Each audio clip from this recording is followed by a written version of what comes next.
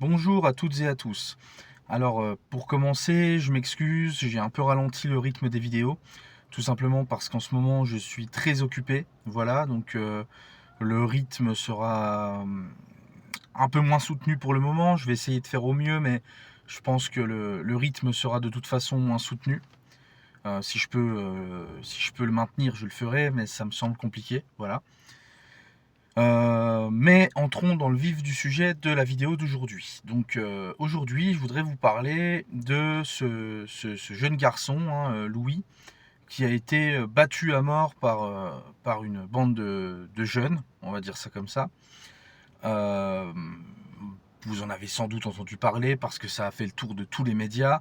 Euh, bon, bien sûr, tout d'abord,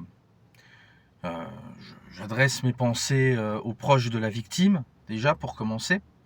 Et je voudrais revenir sur cette histoire. Moi, j'ai vu les vidéos. J'ai vu les vidéos où on voit cette bande de racailles ricaner pendant que Louis agonise au sol, où on entend ses râles d'agonie, parce que on entend qu'il a du mal à respirer suite à ses blessures. Donc c'est une vidéo qui est particulièrement dure à regarder. Ça m'a perturbé profondément de la voir. Et ça nous rappelle qu'il y a des gens sur cette terre qui sont particulièrement inhumains. On appelle ça des sociopathes, tout simplement. Bon, je ne suis pas psy, donc je ne vais pas faire un diagnostic de ces jeunes. Mais pour continuer à rigoler, alors que l'on voit très bien qu'on a face à soi une personne en train d'agoniser, il faut avoir dans tous les cas un trouble psychiatrique, je pense. Euh, Déjà voilà, pour mettre un petit peu pour poser un petit peu le contexte.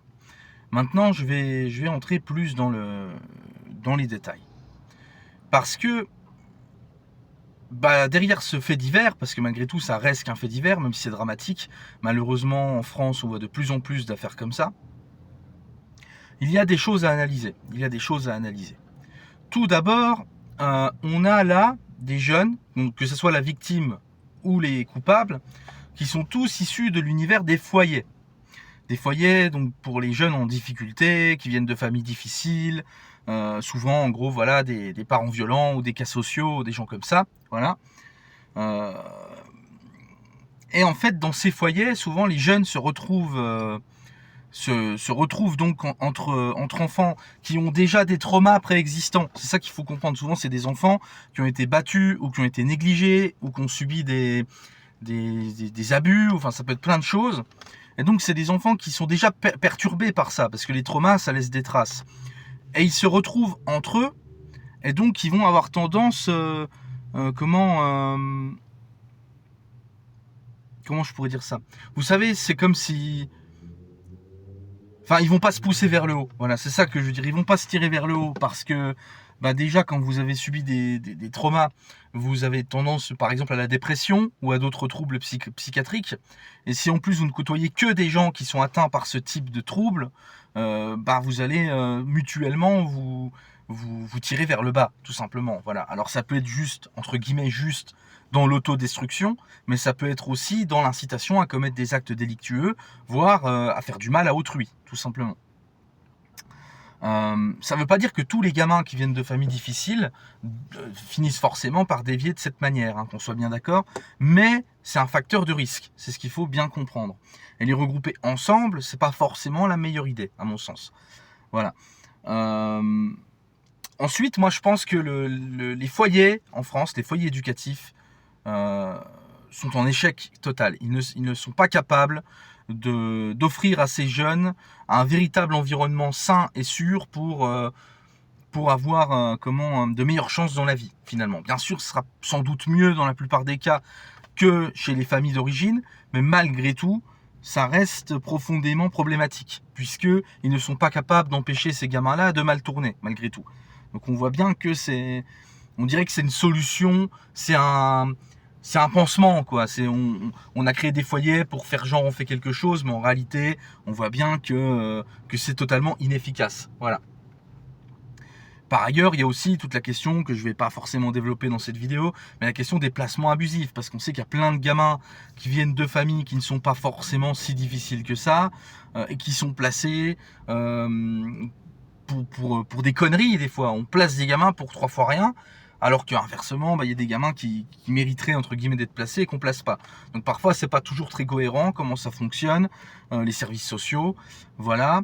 Après il y a aussi tout le dossier. Il faut savoir que par exemple dans l'ASE, l'ASE, il y a eu pas mal d'affaires d'abus sexuels. Donc ça veut dire que les gamins parfois qui sont retirés à un foyer, enfin à une famille qui est déjà violente à la base, on les retire de leurs parents pour les mettre dans des situations où ils vont à nouveau subir des violences. Donc bon, de la part des éducateurs, ou quand il y a des familles d'accueil, de la part des familles d'accueil, etc. Donc c'est pas un environnement très gai, les foyers. Et c'est pas très étonnant que des gamins qui viennent de cet univers-là puissent finir par mal tourner et développer des tendances sociopathiques. Voilà, première chose que je voulais développer. Ensuite, la deuxième chose, c'est que on a vu à tour de bras, tout d'abord la droite et l'extrême droite développer un discours ethnique, c'est-à-dire dire que on voit sur les photos que la plupart des jeunes de la bande sont typés, voilà, typés maghrébins, typés africains, donc sous-entendre que c'est parce que c'est des jeunes issus de l'immigration qu'ils font ça. Et inversement, on a vu la gauche et l'extrême gauche contester radicalement cet aspect-là, et dire que que déjà ils ont des prénoms français, ce qui est vrai, que dans le lot il y a des blancs, ce qui est vrai aussi, et qu'il y a même un militant d'extrême droite, entre guillemets militant, hein, un mec qui pose des trucs sur internet, quoi. Ce qui est vrai, c'est avéré. Et la gauche nie totalement l'aspect identitaire du problème et dit que c'est uniquement une question de modèle éducatif, de traumatisme, etc. Donc en gros ce que je viens de développer sur les foyers. Voilà. Moi, je pense qu'il y a une troisième lecture beaucoup plus fine et beaucoup plus intelligente. Moi, je pense qu'on ne peut pas nier totalement l'aspect identitaire du problème. Mais l'aspect identitaire du problème ne se situe pas là où les droitards le voient. C'est-à-dire qu'en fait, c'est pas une question d'origine immigrée. C'est pas ça. Parce que, bon, on va pas se mentir, il y a un truc qu'on repère chez tous ces jeunes-là du groupe, mais aussi chez beaucoup de gens qui foutent la merde. Par exemple, ceux qui ont foutu la merde là pendant la Coupe du Monde, ils avaient le même profil. C'est quoi ce profil en question? En fait, ça peut sembler trivial, mais déjà, c'est un look. Ce look-là, survêt, sacoche Gucci, casquette, pose comme ça, là, qui écoute du rap toute la journée, qui parle en wesh wesh, wallah, machin, voilà. Ce style-là, c'est le style de la plupart des gens qui foutent la merde. Moi, quasiment tous les gens que j'ai croisés dans ma vie qui avaient ce style-là, c'est des gens qui cherchaient constamment à foutre la merde. Alors, ça veut pas dire que tous les gens qui ont ce style-là sont forcément des fouteurs de merde, des fouteurs de merde ou des criminels. Mais, donc le survêt ne fait pas la racaille, si vous voulez. Mais, j'ai constaté que souvent les racailles ont ce style-là. Voilà. Et alors, on va me dire que c'est un préjugé, etc. Oui, c'est un préjugé, effectivement. Encore une fois, le survêt ne fait pas la racaille. Mais parfois, vous savez, pourquoi est-ce que les êtres humains ont des préjugés? Ils ont des préjugés parce que le cerveau humain a été forgé à travers des milliers, des millions d'années d'évolution pour repérer des patterns, les patterns de ce qui est potentiellement dangereux. C'est pour ça que, par exemple, quand vous voyez un animal sans pattes qui rampe sur le sol, que ce soit un serpent, un ver, etc., vous avez spontanément tendance à vous méfier. Alors moi, personnellement, non, parce que moi, je suis passionné par les reptiles, donc quand je vois un serpent, ça me fait plus rien. Donc, parce que j'en ai tellement vu à manipuler, etc., que ça me fait plus rien. Mais quelqu'un de normalement constitué, qui n'a pas spécialement d'intérêt pour les serpents, normalement, quand il voit un serpent, il a un réflexe de répulsion. Et ça veut pas dire que les serpents sont méchants, bien au contraire. La plupart des serpents sont pas venimeux, sont pas dangereux, et au contraire rendent de grands services à l'écosystème. Mais le cerveau humain, par réflexe de préservation, a appris que tout ce qui ressemble à un serpent, il faut s'en méfier par principe. Voilà. Et c'est pareil, par exemple, pour ce look. Le look que je viens de décrire. Beaucoup de gens, quand ils voient un mec saper comme ça dans la rue, ils se méfient. Ils disent, ouh, ça se trouve, lui, il va me braquer, ou il va m'agresser, ou quoi. Et c'est sain. Faut pas penser que c'est malsain. Ce qui serait malsain, c'est de haïr ce mec, a priori, ou de vouloir lui faire du mal juste parce qu'il est habillé comme ça. Mais par contre, le réflexe de méfiance, en soi, il est sain. Ça peut sauver des vies. Parce que, effectivement, on constate que souvent, ce profil-là peut être agressif. En fait, c'est une réalité. Et en fait, le fait d'avoir ce préjugé, ça peut vous protéger, en fait. Pourquoi je développe tout ça? Parce qu'en fait, des gens qui ont ce look-là, que je viens de décrire, c'est pas forcément des maghrébins ou des noirs. Hein. Vous avez des blancs qui sont habillés comme ça. On le voit dans cette affaire. Vous avez plein de petits blancs de quartier là qui sont sapés comme ça. On a les Lacostéennes, on dit. Voilà. C'est un style en fait. C'est pas lié directement à l'origine ethnique. C'est faux. En fait, comment je pourrais dire ça? Ça vient d'où ce truc-là? En fait, c'est ce style-là, c'est l'uniforme des déracinés. En fait, ce qu'il faut bien comprendre, c'est qu'on a importé par milliers des peuplades issues du monde entier, dont des Maghrébins, des Moyen-Orientaux, des Africains, des Asiatiques, etc. Et en fait, on leur a donné quoi comme modèle de société auquel s'assimiler, puisqu'on parle tout le temps d'assimilation, tout ça. À quoi on leur propose de s'assimiler? À ça. Parce que des mecs comme ça, des Lacostéennes, là, vous en verrez pas en Afrique, au Moyen-Orient ou au Maghreb. Vous en verrez pas. Ou s'il y en a quelques-uns, ils vont se faire mater par la police. Ça n'existe pas. En France, ça existe. Et ça vient pas d'Afrique. Ça vient des États-Unis. Ça vient de la culture quartier des États-Unis. Voilà. En fait, c'est l'uniforme du mec qui a pas d'identité, justement. C'est ça, en fait. C'est pas un uniforme. Ouais, c'est ça que je veux dire. C'est que c'est pas du tout une question de, par exemple, d'islam ou une question d'origine africaine, par exemple. Les mecs qui font des trucs de racaille, ils sont pas habillés en djellaba, vous remarquerez. Ils sont habillés en lacostéenne. Ils ont des casquettes, des sacoches Gucci et ils disent wesh wesh avec un accent de merde. Voilà. En fait, ces mecs-là, ils sont imprégnés par la culture rap.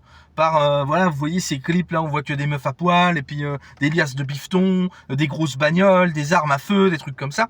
En fait, c'est une mentalité d'américain mental. En fait, c'est des Américains mentaux. En fait, c'est pas du tout lié à l'Afrique ou au Moyen-Orient. Ça, il faut se sortir ça de la tête. Au contraire, souvent les familles des communautés immigrées ou musulmanes ou quoi, sont les premières à condamner ce genre de méfaits et à s'en désolidariser. Parce qu'en fait, c'est très très éloigné de leur modèle civilisationnel à eux, en fait. Ce qu'on fait, nous, en Occident, c'est qu'on importe par milliers ces gens-là, et en fait, tout ce qu'on a à leur proposer, c'est de broyer leur identité pour leur proposer de s'assimiler dans une espèce de fatras multiculturel, sans âme. Voilà, on leur propose même pas de s'assimiler à la France, finalement, à la culture française authentique, on va dire. En fait, on leur propose cette espèce de gloubi-boulga cosmopolite qui, en fait, c'est quoi? C'est du capitalisme radicalisé. C'est ça, la réalité. Le lacostéenne, c'est l'uniforme du capitaliste radicalisé. Voilà. Si on devait dire, par exemple, je sais pas moi, vous voyez un mec qui est habillé en punk, vous vous dites, ce mec-là, il a un uniforme d'extrême gauche. Voilà. Si vous voyez un mec habillé en skinhead avec des tatouages de la croix celtique, etc. Attention, je sais bien que les skinheads sont pas forcément d'extrême droite, hein, je le précise, mais imaginons que vous voyez ce profil-là dans la rue, vous allez vous dire, ce mec, il a un uniforme d'extrême droite, de nationaliste, quoi, voire néo-nazi. Si vous voyez un lacostéenne, en fait, c'est la même chose. C'est juste qu'il n'est pas d'extrême droite, il n'est pas d'extrême gauche. C'est un uniforme capitaliste. Les mecs qui ont poussé le plus jusqu'au bout la logique de domination, de loi du plus fort, de loi de la jungle, de l'ultralibéralisme, c'est les lacostéennes. Ces mecs-là, en fait, ils prônent la loi du plus fort. Ils prônent le mec qui a le plus de bifton, le plus de flingues, le plus de bagnoles, le plus de... qui fait le plus le malin, qui drague le plus de gonzesses, tout ça. En fait, dans la mentalité de ces mecs, c'est tuer ou être tué. Voilà, c'est ça en fait. Et en fait, ça rejoint la mentalité ultralibérale. C'est-à-dire qu'en fait, à la fin, on a des gens qui pensent que si t'es pas capable de survivre tout seul dans la rue, tant pis, sélection naturelle. Voilà. Et donc, quand tu développes cette mentalité... Alors, je dis pas que ces gens-là l'ont conscientisé comme je suis en train de l'expliquer. Mais c'est le logiciel qu'ils ont dans leur tête. Ils considèrent qu'en fait, dans la vie, c'est soit t'es un loser, soit t'es un winner. Et si t'es un loser, on peut te taper à mort et te laisser agoniser par terre. Ce qui s'est passé avec Louis. Voilà, c'est ça qui se passe. Et en fait, ces gens-là ne sont pas le fruit de l'immigration. Ces gens-là sont le fruit du système capitaliste cosmopolite occidental. On a importé des peuplades, on les a broyés et on en a fait des lacostéennes. Comme, en fait, ils se ressemblent tous, d'ailleurs, quand vous regardez bien. On dirait qu'ils ont été faits à la chaîne dans une usine. Ils ont tous la même dégaine, tous le même phrasé, les mêmes références, Voilà. En fait, c'est la société occidentale qui les a créés. D'ailleurs, c'est pour ça qu'on voit aussi beaucoup de blancs qui ont ce style-là. Parce que c'est un produit occidental. Ça n'a pas d'ethnie, si vous voulez. Voilà. Et ça, c'était important, je pense, de le souligner. Maintenant, faut que je retrouve ce que j'étais en train de dire. Je suis parti loin dans mon monologue, et après, quand c'est comme ça, parfois, je retrouve plus mon... Oui, voilà. J'en viens à cette histoire de fait que dans le groupe, il y avait un mec qui était sympathisant d'extrême droite. Mais ça m'étonne absolument pas. Parce que l'extrême droite, actuellement, genre, quand je parle d'extrême droite, c'est genre le RN ou Reconquête. Je parle pas des quelques mecs intègres qu'il peut y avoir dans les franges dissidentes de l'extrême droite, on va dire. Mais je parle vraiment du RN ou de Reconquête. C'est quoi? En fait, c'est des beaufs. C'est juste des beaufs. Et en fait, vous savez, dans les villages, il y en a aussi des lacostéennes. On appelle ça des kékés. Kéké ou Joe Tuning, quoi. Vous savez, le mec le rural, le petit jeune de village qui se prend pour un mec de cité, qui s'habille pareil, qui parle pareil et tout, mais en fait c'est juste un mec de village. C'est pas étonnant, hein. Vous savez, moi j'ai connu des mecs qui votaient RN mais qui écoutaient du gangsta rap, en fait. En fait, on a une espèce d'extrême droite, comment je pourrais dire ça, mutante, voilà, beauf, une extrême droite de French Dreamer, en fait, voilà.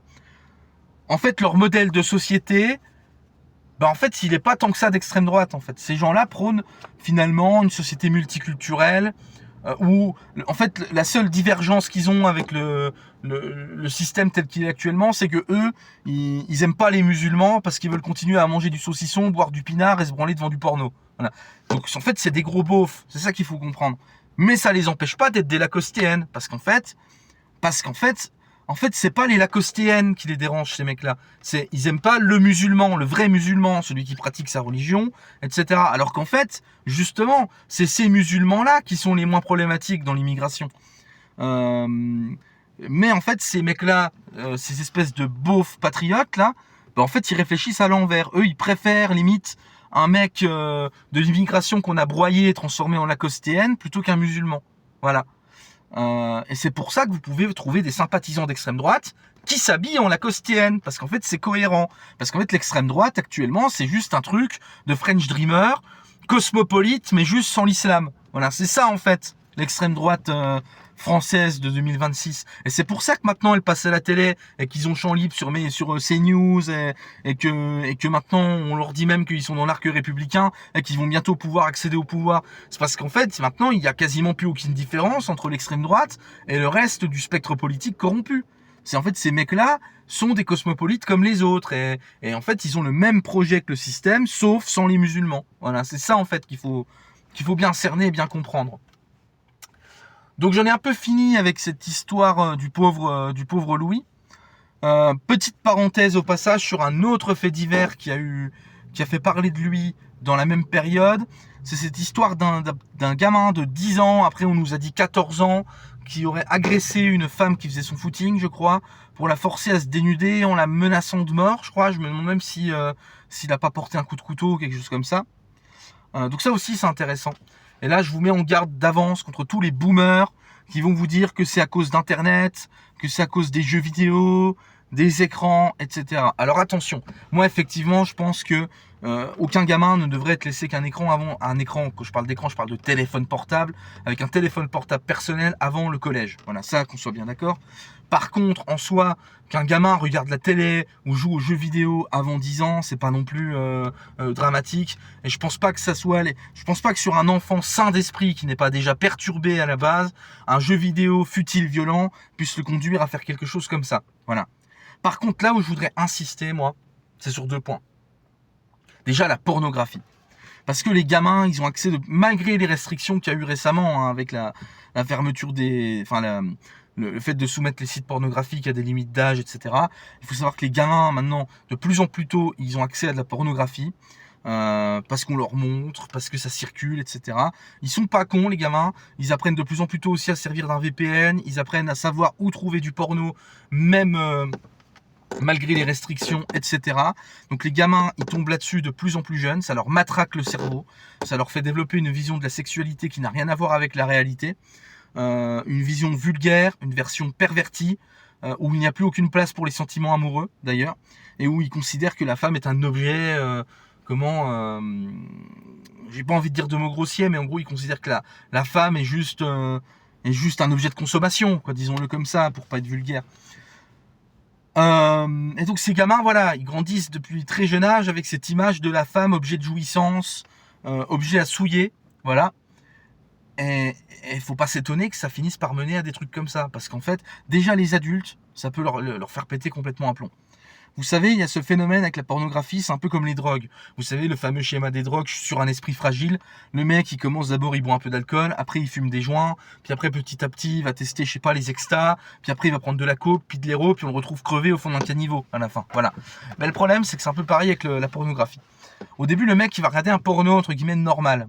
Et puis il va devenir accro, puis il va en regarder tout le temps, puis parce que je sais pas, parce qu'il est seul dans la vie, il rencontre personne, machin, donc il va faire que mater des pornos, voilà, en se tripotant. Et puis de fil en aiguille, ça va plus lui suffire, donc il va aller chercher des trucs plus extrêmes, mais ça va rester légal au début, et puis au fur et à mesure, il va finir par chercher des contenus violents, des contenus qui prônent les abus, tout simplement, ou qui prônent voilà, des pratiques illégales petit à petit. Alors je dis pas que ça se fait en 6 mois, mais au fil des années, si la personne ne décroche pas, elle va chercher des stimulations de plus en plus intenses, et même une personne qui n'était pas du tout, à qui ça ne serait même pas passé à l'esprit de faire de telles horreurs à la base, il va en venir à avoir l'idée, à cause du porno. Mais imaginez ce que ça peut faire sur un gosse. Imaginez ce que ça peut faire sur un gosse. Faut pas s'étonner en fait que ça arrive des trucs comme ça. Moi je suis pour l'interdiction totale de la pornographie en ligne. Et la deuxième chose qu'il faut voir, c'est qu'est-ce qu'on sait de l'histoire de ce gosse. Est-ce que par hasard, il n'aurait pas lui-même subi des abus, hein, on peut se poser, j'en sais rien, je pose la question, c'est possible. Quand on sait que, je crois que c'est Carl Zero qui avait sorti ce chiffre, un enfant sur 5 en France a ou sera victime, a été ou sera victime d'abus sexuels, il y a de quoi se poser la question. Ça veut dire que quand vous avez une classe de 20 gamins, sur les 20 gamins, il y en a 4 au moins qui ont été victimes d'abus, ça veut dire. Donc ça veut dire que non seulement il y a beaucoup de victimes, mais qu'il y a aussi beaucoup de coupables. Et peut-être qu'il y en a plus qu'avant, hein, parce que on voit que les pédocriminels, prennent systématiquement des peines ridicules, hein. Parfois ils prennent même du sursis. Quand ils prennent pas du sursis, ils prennent 1 ou 2 ans de prison et puis ils sont lâchés dans la nature. Voilà, il y en a certains, on les empêche même pas d'exercer des fonctions en lien avec les enfants. Donc voilà, les victimes se multiplient, ça crée des traumas. Et il faut pas s'étonner qu'on voit des faits divers comme celui-ci après. Voilà. Donc c'est ce que j'avais à dire. Donc non, c'est pas à cause des films violents ou des jeux vidéo violents, c'est à cause du porno et d'une exposition de plus en plus précoce des enfants à une sexualité qu'ils ne devraient connaître normalement qu'à partir de, je sais pas moi, 15-16 ans. Voilà, ça devrait pas être avant normalement. Avant ça, on se fait juste des bisous, des câlins et ça s'arrête là. Enfin voilà, qu'on va me traiter de réactionnaire ou de vieux jeu peut-être, mais normalement, on n'est pas exposé à la sexualité avant l'âge de 15 ou 16 ans. Allez, 14 ans, soyons fous. Et normalement, déjà c'est entre enfants, enfin c'est entre jeunes du même âge. Et puis normalement c'est de manière soft. Normalement la première expérience sexuelle d'un jeune, ça devrait être voilà avec une personne de son âge et de manière douce, romantique. Voilà, ça devrait pas être à travers la pornographie et ce qu'elle véhicule. Voilà. Donc je vous remercie de m'avoir écouté jusque là. J'espère que vous aurez à peu près cerné mon message sur ces deux affaires. Je vous invite à partager cette vidéo, déposer un j'aime, un commentaire, à vous abonner à la chaîne. Et puis je vous dis à très bientôt pour la prochaine. Salut à toutes et à tous.